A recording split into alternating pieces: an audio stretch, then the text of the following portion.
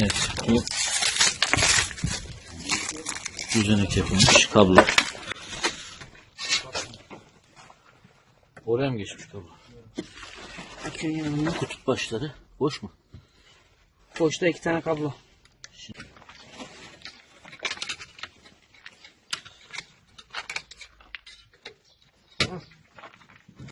Çalıştır düzene.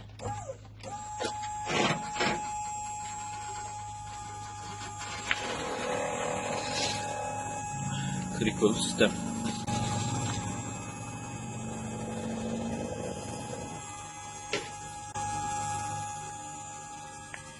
Bursa'da Kent marka Kaşar sigara taban zulası krikolu.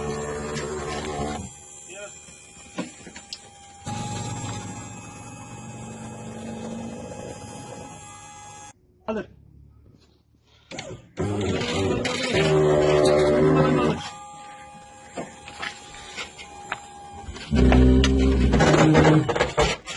Tamam.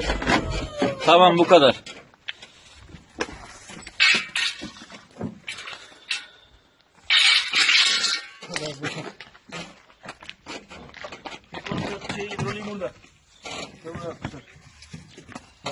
Bir bakayım motorunu. Evet, kriko motoru.